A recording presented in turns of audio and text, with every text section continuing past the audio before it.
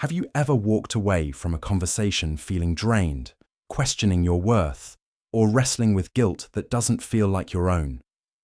It's likely you've encountered a toxic person. These people don't just stir up conflict, they feed on your reactions, twist your words, and leave you emotionally depleted.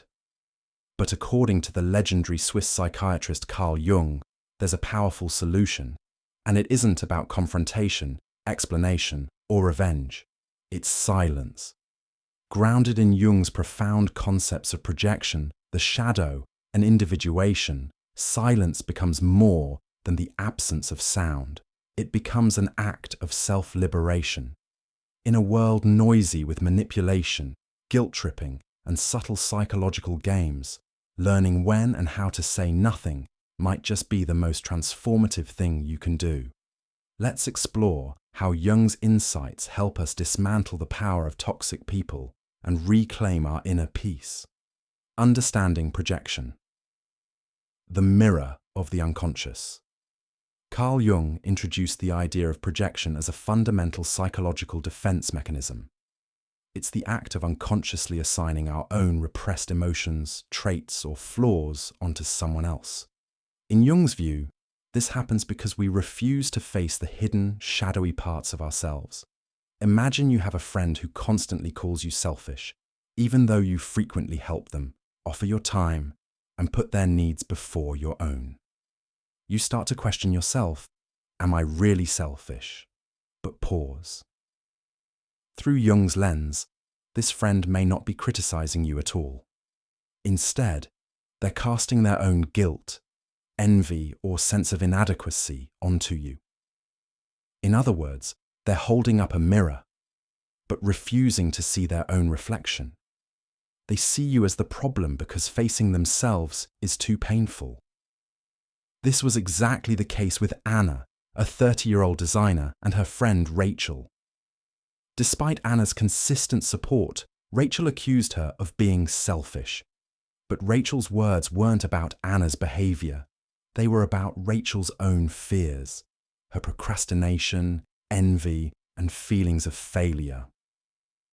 Anna had become a canvas for Rachel's shadow. Jung's brilliance lies in this revelation. Toxic people's behavior is rarely about you. It's about their struggle with their own unconscious material. The shadow, the hidden architect of toxic behavior. We all carry a shadow, according to Jung.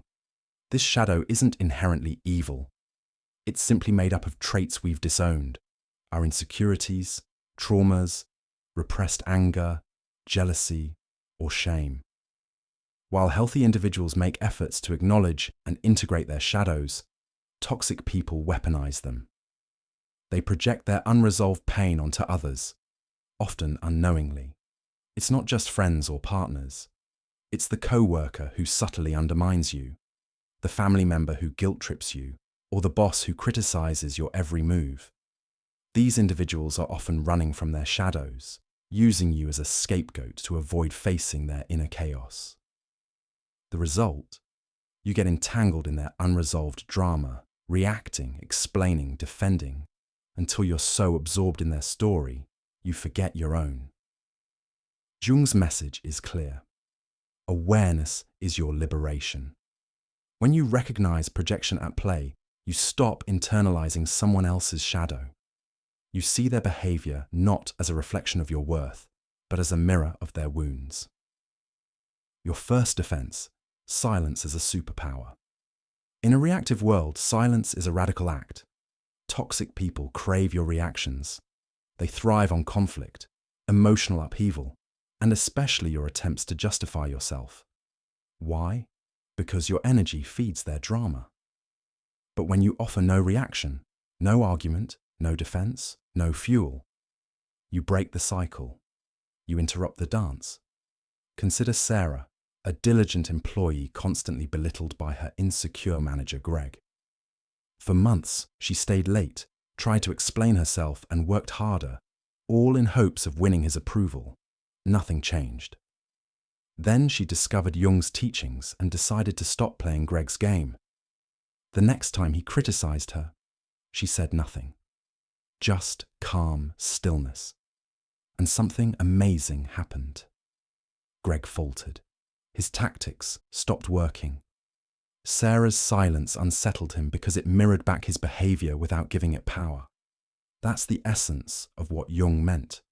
When we choose silence, we force the toxic person to face their own shadow, without our interference. But silence isn't passivity, it's strategy. It's choosing not to participate in chaos. When silence isn't enough, the power of boundaries. Of course, silence is only one part of the equation. To truly liberate yourself, you need to set boundaries. In Jungian terms, this is part of the process of individuation, becoming your authentic self, distinct from the projections and expectations of others. Boundaries are not walls, they are doorways. They communicate.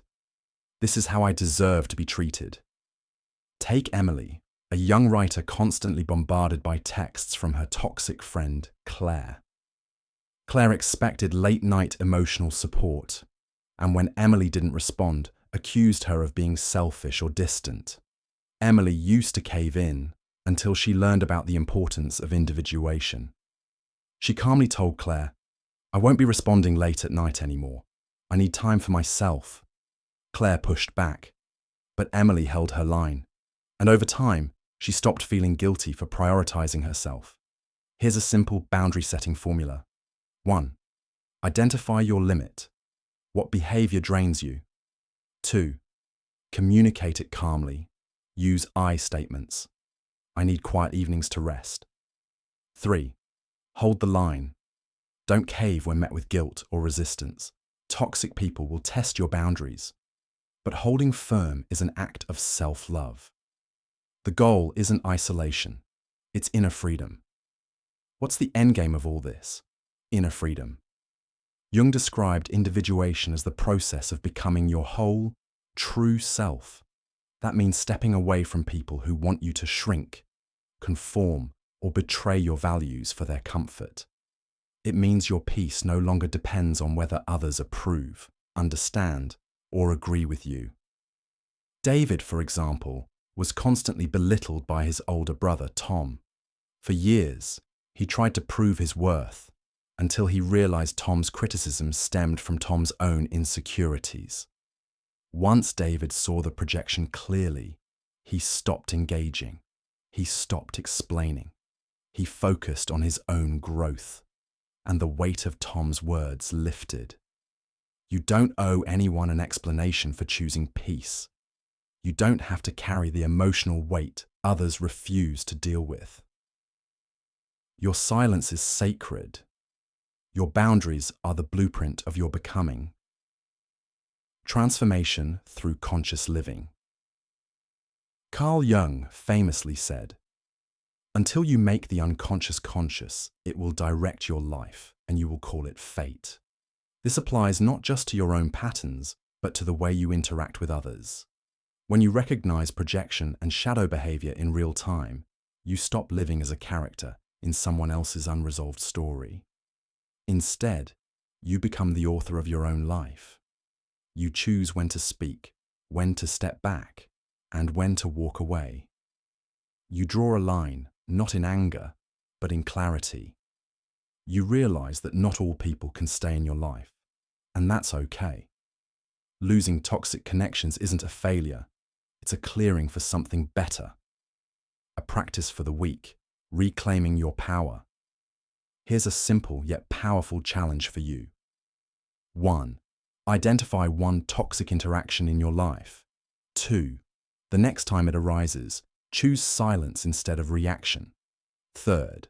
Set a boundary if needed, using the 3-step formula. 4. Journal the results. How did you feel? What shifted inside you? Notice the emotional space that opens up when you no longer react to manipulation. That's your soul returning home. Conclusion: you are not a puppet. You hold the strings. Carl Jung's work doesn't just offer theory, it offers liberation. Through the power of silence, the strength of boundaries, and the clarity of individuation, you can reclaim your peace in a world full of noise. Silence is not weakness, it's mastery. Boundaries are not cruelty, they are clarity. And individuation is not selfishness, it's self-realization. So the next time someone tries to drag you into their drama, remember, you don't have to attend every argument you're invited to. You can pause, you can breathe, you can choose stillness. Because when you stop playing their game, you stop being their pawn. You rise above, and that is the beginning of true freedom.